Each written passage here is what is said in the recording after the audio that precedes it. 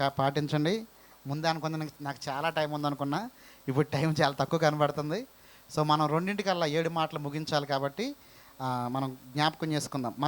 యోహాను సువార్త 19:26-27 చదువుదాం. యోహాను సువార్త 19:25-26. ఆయన తల్లియు ఆయన తల్లి సహోదరియు క్లోపా భార్య అయిన మరియయు మగ్దలేని మరియయు యేసు శిలువ యొద్ద నిల్చుండిరి. యేసు తన తల్లియు తాను ప్రేమించిన శిష్యుడును దగ్గర నిలుచుండుట చూచి, అమ్మా, ఇదిగో నీ కుమారుడు అని తన తల్లితో చెప్పెను. తరువాత శిష్యుని చూచి, ఇదిగో నీ తల్లి అని చెప్పెను. ఆ గడియ నుండి ఆ శిష్యుడు ఆమెను తన ఇంట చేర్చుకొనెను. ఆమె చదవబడిన లేఖనాన్ని బట్టి దేవుని నామానికి మహిమ కలుగును గాక. ఈ మాట మనం ధ్యానం చేద్దాం. మన మధ్యలో ఉన్న ప్రిన్స్ నిహిత ముందుకొచ్చి ఈ వాక్యాన్ని పంచుకొని చుండగా మనము ఈ వాక్యాన్ని కొద్దిసేపు ధ్యానం చేద్దాం. దేవునికి స్తోత్రం.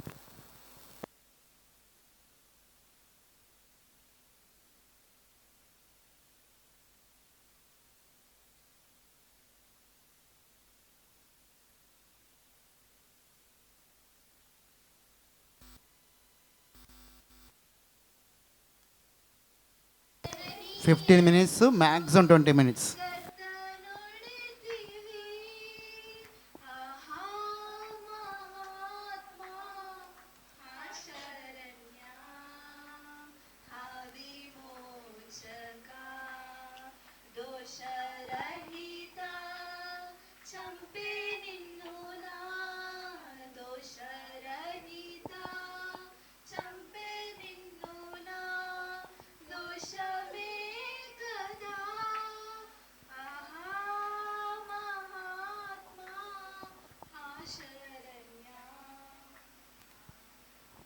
అందరికీ ప్రైజ్ ది లార్డ్.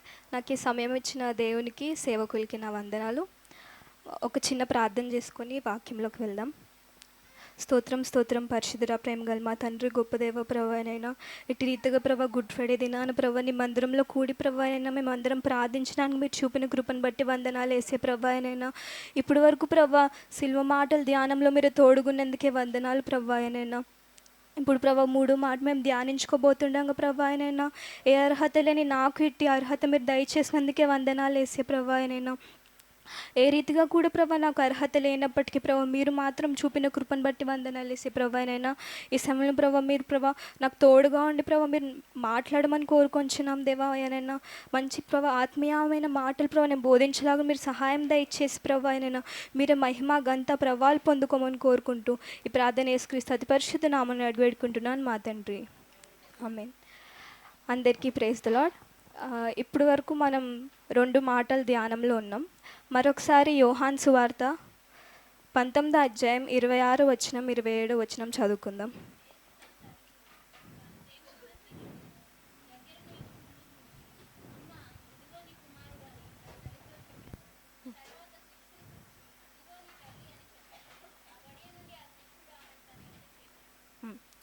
అయితే మనం 3వ మాట చూసుకున్నట్లయితే, 3వ మాట మనకి మొత్తం రెస్పాన్సిబిలిటీ లేదా బాధ్యత గురించి మనకు చెప్తూ ఉంటుంది అన్నమాట.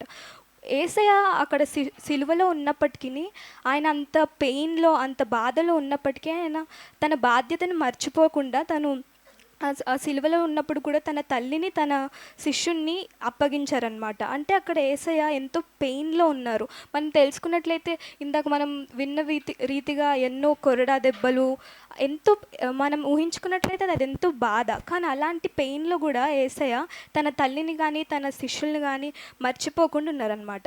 అయితే మనం ఈ రోజుల్లో చూసుకుంటున్నట్లయితే ప్రేమ ఆర్ఎల్స్ బాధ్యత అనేది ఎంతో కరువైపోయింది. ఎందుకంటే మనం న్యూస్లో మనం వేరే వేరే చోట్ల చూస్తున్నప్పటికీ మనుషులు తమ ప్రేమను కోల్పోయి క్రూరంగా బిహేవ్ చేస్తున్న రోజులు ఇవి. కానీ ఆనాడు యేసయ్య అంత పెయిన్లో వెళ్తున్నప్పటికీ ఆయన బాధ్యతనే ఆయన మర్చిపోలేదన్నమాట. అక్కడ ఆయన అప్పటికే సిలువలో యేసయ్య లోకానికి రావడానికి ప్రాముఖ్యమైన ఏదేంటంటే తండ్రి చిత్తం నెరవేర్చడానికి ఆయన ఈ లోకంలోకి వచ్చారు. ఆయన ఈ లోకంలో జీవించింది కూడా తండ్రి చిత్తం నెరవేరుస్తూనే జీవించారు. సిలువకి వెళ్ళడం కూడా తండ్రి చిత్తం నెరవేర్చడమే. అలాగ తండ్రి చిత్తం నెరవేరుస్తున్న సమయంలో కూడా ఆయన ఈ లోకానికి సంపూర్ణ మనిషిగా వచ్చినందుకు, ఆయన ఈ లోకంలో మనిషిగా ఉన్నందుకు తన తల్లిని మర్చిపోలేదన్నమాట యేసయ్య. ఆయన ఎంత దేవుడైనప్పటికీ ఈ లోకానికి మనిషిగా వచ్చారు కదా యేసయ్య, సంపూర్ణ మనిషిగా ఉన్నారనమాట. ఆ సంపూర్ణ మనిషిగా ఉన్నప్పుడు తన 33 ఇయర్స్ తనని పెంచిన తల్లిని యేసయ్య అంత పెయిన్లో మర్చిపోకుండా ఒక శిష్యునికి తల్లి బాధ్యతను అప్పగించారనమాట. ఇంకొకటి ఇక్కడ ఈ స్క్రిప్చర్ ఈ స్క్రిప్చర్ యొక్క కాంటెక్స్ట్ అంటే ఇక్కడున్న సందర్భం ఏంటంటే, యేసయ్య యాక్చువల్గా అయితే ఫ్యామిలీ అంటే ఎవరండి? ఫ్యామిలీ అంటే రక్త సంబంధం ద్వారా ఉంటుంది. ఫ్యామిలీ ఎక్కడైనా ఒక తల్లి తండ్రి పిల్లలు అనేది ఒక కుటుంబంగా పిలువబడతాం. కానీ ఇక్కడ యేసయ్య కుటుంబం యొక్క మీనింగ్, కుటుంబం యొక్క అర్థాన్ని మార్చారు. కుటుంబం అంటే రక్త సంబంధం ద్వారా మాత్రమే కాదు, కుటుంబం అంటే విశ్వాసం, ప్రేమ ద్వారా కూడా మనం ఒక కుటుంబంగా ఉండొచ్చు అని యేసయ్య చెప్తున్నారు. అక్కడ మరియకి యోహానుకి ఎటువంటి రక్త సంబంధం అనేది లేదు. అయినా సరే యేసయ్య ఏమంటున్నారు? ఇదిగో నీ తల్లి, ఇదిగో నీ కుమారుడు అని చెప్తున్నారు. అంటే యేసయ్య ఏం చెప్తున్నారంటే, ఒక కుటుంబం అనేది రక్త సంబంధం ద్వారానే కాదు, ఈ లోకంలో ఉంటున్న మనం అందరం దేవుని బిడ్డలుగా ఉంటున్నాం కాబట్టి మనం అందరం ఒక కుటుంబంగా ఉన్నామని యేసయ్య చెప్తున్నారు అనమాట. అలాగే ఇంకో విషయం చూసుకున్నట్లయితే, ఇక్కడ యేసయ్య తన పెయిన్లో ఉంటూ మరియా పెయిన్ని చూసారు, మరియా పడుతున్న బాధని చూస్తున్నారనమాట యేసయ్య. అంటే ఇప్పుడు తన తల్లి 33 ఇయర్స్ పెంచి మొత్తం పెద్ద చేసింది కదా, ఎంత దేవుడని తెలిసినా ఒక తల్లిగా ఉండాల్సిన బాధ మరియాకి ఉంటుంది. అలాగ మరియ బాధపడుతున్నప్పుడు మనకి హిస్టరీ చెప్తుంది ఏంటంటే, యేసయ్య సిలువకి వెళ్ళే సమయానికి యోసేపు అంటే ఈ లోకంలో ఉన్నప్పుడు యేసయ్యకి తండ్రిగా ఉన్న యోసేపు ఆ సమయానికి మరణించారని మనకి చరిత్ర చెప్తుంది. సో మరియా ఒక్కతే ఉంది కాబట్టి యేసయ్య తను మరణించిన తర్వాత మరియకి తోడుగా ఉండాలని అక్కడ సిలువలో తను బాధలో వెళ్తూ కూడా యేసయ్య మరియ యొక్క బాధ గురించి ఆలోచించారు, తన తల్లి యొక్క బాధ గురించి ఆలోచించారు అన్నమాట. అయితే మనం ఎప్పుడు ఈ మూడో మాట ధ్యానించేటప్పుడు కేవలం ఈ కుటుంబం ఇక్కడ బాధ్యత వరకే మనం ఆగిపోతాం. అయితే నేను ఈరోజు దీన్ని కొంచెం వివరించి ఇంకా వేరే రీతిగా చెప్పాలనుకుంటున్నాను. ఇప్పుడు మనం బైబిల్లో యేసయ్య ఎక్కడెక్కడ బాధ్యత చూపించారని మనం తెలుసుకుందాం. బైబిల్లో మనకి చాలా విషయాల్లో ఆయన బాధ్యతగా ఉన్నారు, రెస్పాన్సిబుల్గా ఉన్నారు. ఆయన లోకంకి రావడం అంటేనే తన తండ్రి చిత్తం నెరవేర్చాలన్న బాధ్యతతోటి లోకానికి వచ్చారనమాట. కానీ బైబిల్లో మనకు తెలిసిన విషయాలు కొన్ని చూద్దాం. మత్తయి సువార్త 3వ అధ్యాయం 13వ వచనం చదువుకుందాం.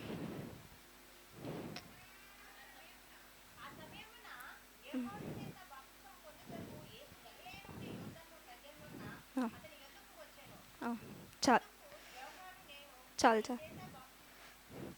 అయితే ఇక్కడ మనం తెలుసుకుంటుండే ఏంటంటే, యేసయ్య ఈ లోకానికి మనిషిగా వచ్చినప్పుడు మొదటిగా యేసయ్య తన బాధ్యత లేదా తన రెస్పాన్సిబిలిటీ ఎక్కడ చూపించారంటే బాప్తిజం హీ వాజ్ ఐడెంటిఫైయింగ్ హ్యూమానిటీ.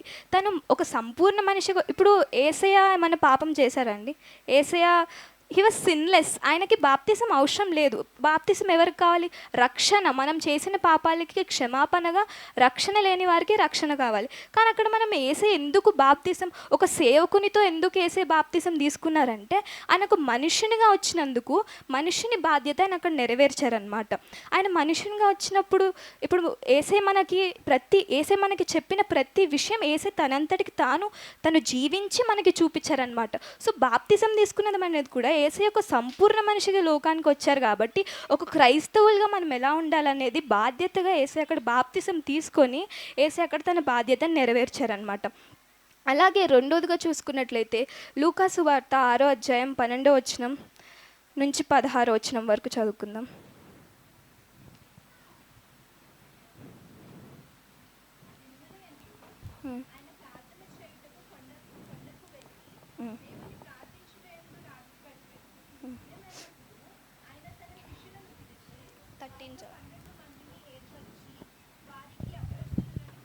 చాలు.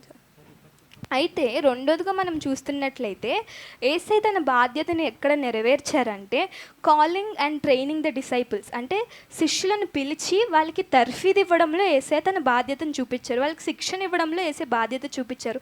ఇప్పుడు ఒక టీచర్ ఆర్ ఎల్స్ ఒక మన పెద్దవాళ్ళని చూసుకున్నట్లయితే వాళ్ళకి శిష్యులు ఇలాగ చాలామంది ఉంటారు, వాళ్ళకి తర్ఫీదు ఇవ్వడం అనేది కామన్. అయితే ఇక్కడ యేసయ్య ఏం చేస్తున్నారంటే, యేసయ్యకి తెలుసు ఆయన ఒక దినాన మరణించి పరలోకానికి వెళ్తారు కాబట్టి సువార్త అనేది లోకం మొత్తం ప్రకటించబడాలని చెప్పి తన శిష్యులకి ఏం చేస్తున్నారంటే వారిని పిలిచి రాత్రంతా వారి కొరకు ప్రార్థన చేసి వారికి అపోస్తులని పేరు పెట్టిన వాళ్ళకి శిక్షణ అనేది ఇస్తున్నారనమాట యేసయ్య. అంటే శిష్యులు అనేది ఏదో యేసయ్య చుట్టూ తిరగడానికి, మనుషుల నుంచి యేసయ్యని కాపాడడానికి మాత్రమే కాదు, కానీ అక్కడ శిష్యులుగా ఉన్నందుకు యేసయ్యకున్న ఆత్మీయ జ్ఞానాన్ని, యేసయ్యకున్న ఇదిని వాళ్ళు యేసయ్య ఏమనుకున్నారంటే తన శిష్యులతో కూడా పంచుకుందాం అనుకొని అక్కడ తను ఒక టీచర్గా, ఒక ప్రీచర్గా తన బాధ్యతను నెరవేర్చారనమాట. అక్కడ వాళ్ళందరూ ఆ శిష్యులందరూ కూడా యేసయ్య మాట ఎప్పుడు వినినా సరే వాళ్ళందరూ కూడా యేసయ్యని ఇంగ్లీష్లో అయితే టీచర్ అని అలాగ పిలవడం జరుగుతుంది. సో ఒక టీచర్ తన రెస్పాన్సిబిలిటీ ఎలాగైతే నెరవేరుస్తారో యేసయ్య కూడా అక్కడ తన శిష్యులను పిలిచి వారికి శిక్షణ ఇవ్వడంలో యేసయ్య తన బాధ్యత చూపించారనమాట. అలాగే చూసుకున్నట్లయితే మత్తయి సువార్త 15:32 మత్తయి సువార్త 15:32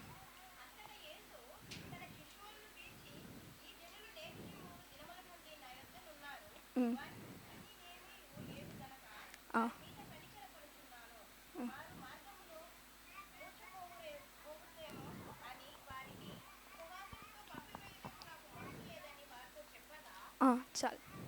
అయితే ఇంకో విషయం, ఆయన బాధ్యత, ఆయన రెస్పాన్సిబిలిటీని ఎక్కడ చూపిస్తున్నారంటే ఫీడింగ్ ద హంగ్రీ, లేదా అక్కడున్న వాళ్ళందరికీ. అంటే అప్పటికే యేసయ్య 3 రోజులు అయింది, 3 రోజుల నుంచి వాళ్ళు వాక్యం వింటున్నారు. కానీ యేసయ్య ఎంత బాధ్యత కలిగిన వ్యక్తి అంటే అక్కడ 5,000 మంది పురుషులు, అంతకంటే ఎక్కువ స్త్రీలు ఉండొచ్చని మనకు తెలుసు. కాబట్టి అక్కడ ఉన్న వాళ్ళందరూ 3 రోజుల నుంచి వాక్యం విని వాళ్ళు ఉంటున్నారని యేసయ్య అక్కడ ఉన్న వాళ్ళ ఆకలిని గమనించి యేసయ్యకి బాధ్యత కలిగి ఉంది. యాక్చువల్గా అయితే యేసయ్య మీటింగ్స్కి వచ్చారు, వాళ్ళు తిరిగి వెళ్ళిపోవచ్చు. కానీ యేసయ్య ఏం చేశారంటే అక్కడికి వచ్చిన వాళ్ళ ఆకలి ఉందని అక్కడ యేసయ్య బాధ్యతగా ఉండి అక్కడ ఆహారం కోసం తమ శిష్యుల్ని పంపిస్తారనమాట, ఆహారం వెతకమని. సో ఇక్కడ కూడా యేసయ్య తన బాధ్యతని చూపిస్తున్నారు. ఇంకొకటి చూసుకున్నట్లయితే సిలువ పైన ఇందాక రెండో మాట విన్నాం కదా, నేడు నీవు నాతో కూడా పరదేశంలో ఉండు అని.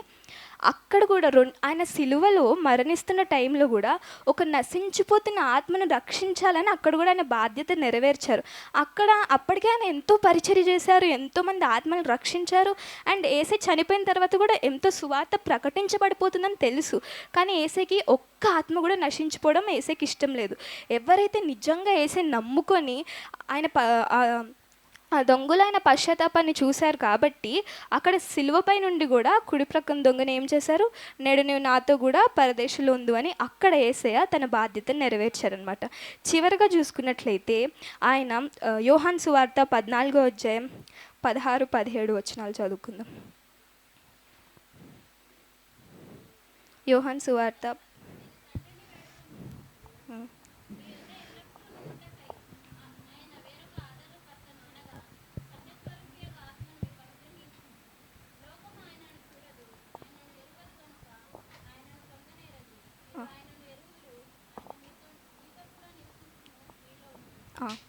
అయితే యేసయ్యకి తెలుసు ఆయన మరణిస్తారు అని.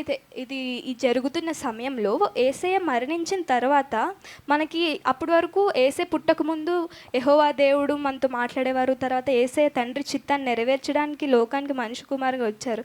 అయితే యేసయ్య చనిపోయిన తర్వాత ఈ లోకంలో ఉన్న మనందరికీ ఒక తోడు, ఒక హెల్పర్ కావాలని చెప్పి యేసయ్య అక్కడ తన బాధ్యతగా ఏం చేస్తారంటే పరిశుద్ధాత్మ దేవుణ్ణి ఆదరణకర్తగా మనకి పంపిస్తారని అక్కడ యేసయ్య చెప్తారు.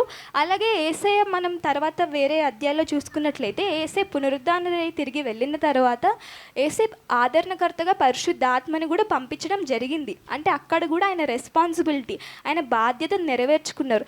ఆయన ఈ లోకాన్ని విడిచి వెళ్ళిపోయిన తర్వాత ఈ లోకానికి తోడుగా ఆర్ఎల్స్ ఈ లోకానికి మనకున్న మనందరికీ హెల్పర్గా ఎవరొకరు ఉండాలని చెప్పి యేసయ్య ఏం చేశారంటే పరిశుద్ధాత్మ దేవుడిని మనందరి కోసం పంపించి అక్కడ కూడా తన బాధ్యతను నెరవేర్చుకున్నారు. అయితే ఇప్పుడు వరకు మనం ఆ స్క్రిప్చర్ కాంటెక్స్ట్ ఏంటి, అలాగే యేసయ్య ఎక్కడెక్కడ బాధ్యతగా ఉన్నారని తెలుసుకున్నాం కదా. అయితే ఇప్పుడు ఒక క్రిస్టియన్గా, అంటే ఒక ఒక క్రైస్తవులుగా మనం అందరం ఎటువంటి విషయాల్లో బాధ్యత కలిగి ఉండాలనేది మనం ఈ సమయంలో తెలుసుకుందాం. మొదటిగా ఏంటంటే రెస్పాన్సిబిలిటీ టు గాడ్, దేవుని పట్ల బాధ్యత కలిగి ఉండడం. మత్తయి సువార్త 22:37 చదువుకుందాం.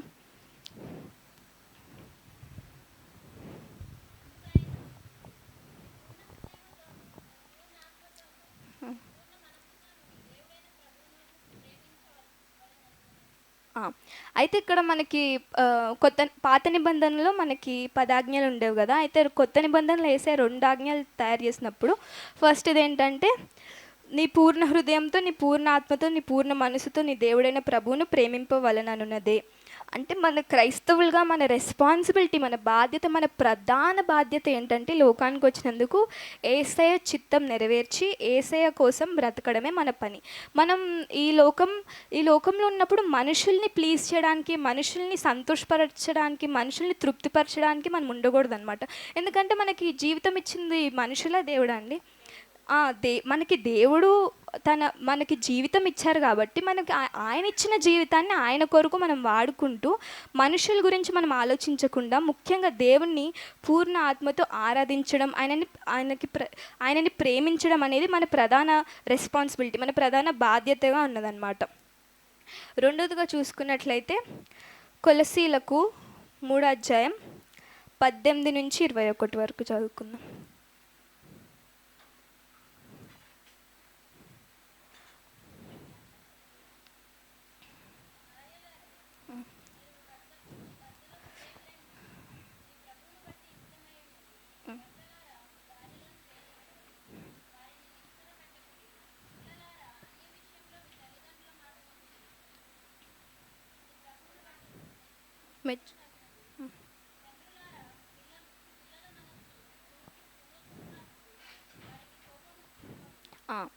అయితే మనం ఇక్కడ రెండోదిగా చూసుకుంటున్నట్లయితే మనం వేసే ముఖ్యంగా మూడో మాట మనం ఎప్పుడు ఈ ఫ్యామిలీ కోణంలో, కుటుంబం కోణంలో చూసుకుంటాం కాబట్టి ఇక్కడ మనం కొలసీలకు 3:18-21 చదువుకుంటే క్లియర్గా బైబిల్లో ఒక కుటుంబ వ్యవస్థలో ఉన్నప్పుడు ప్రతి ఒక్క వ్యక్తి ఎలాగుండాలని, 18వ భార్యలు భర్తలకు ఎలా ఉండాలని, 19వ భర్తలు ఎలా ప్రవర్తించాలి, 20వ పిల్లలు, అలాగే 21వ తల్లిదండ్రుల గురించి యేసయ్య చెప్పారనమాట. అంటే ఒక కుటుంబంగా మనం అందరం కలిసి ఉన్నప్పుడు కుటుంబంలో ఐక్యతతో, సమాధానంతో ఉండాలని యేసయ్య చెప్తున్నారు. ఇక్కడ మన ప్రధాన యేసయ్య తర్వాత మన ఈ లోకంలో మనకి సెకండ్ ప్రయారిటీ ఎవరు ఉండాలంటే మన ఫ్యామిలీ. ఎందుకంటే మనమందరం ఒక కుటుంబంగా ఉంటున్నప్పుడు ఇక్కడ మనమందరం ప్రేమ కలిగి ఉండడం, రెస్పెక్ట్ ఉండాలి మన ఫ్యామిలీలో. అలాగే మనం ఎలా జీవించాలనేది కూడా ఇక్కడ ఈ కొలసీలకు 3వ క్లియర్గా వేసి చెప్తున్నారు. కాబట్టి ఈ కుటుంబం విషయంలో కూడా మనమందరం బాధ్యత కలిగి ఉండాలన్నమాట. మూడోదిగా చూసుకున్నట్లయితే రెస్పాన్సిబిలిటీ టు ద చర్చ్, అంటే సంఘం పట్ల మనం బాధ్యత కలిగి ఉండాలి. 1 కొరింథీయులకు 12:27 చదువుకుందాం.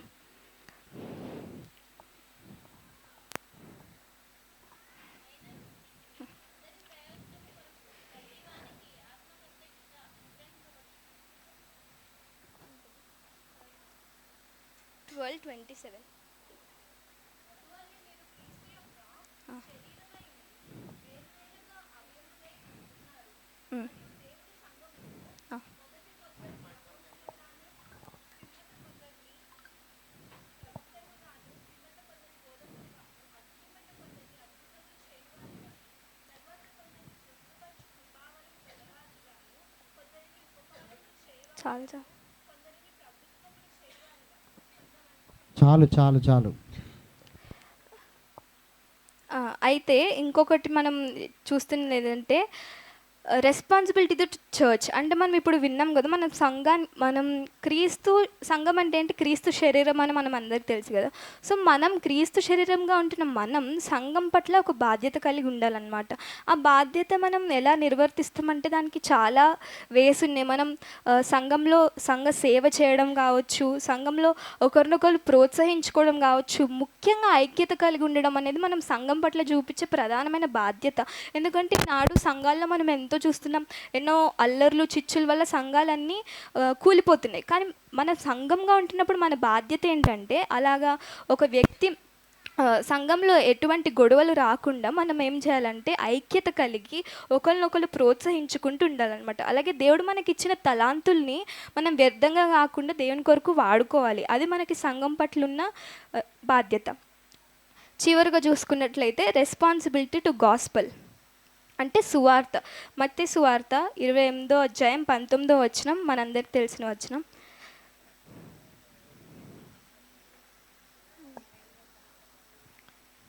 చాలు.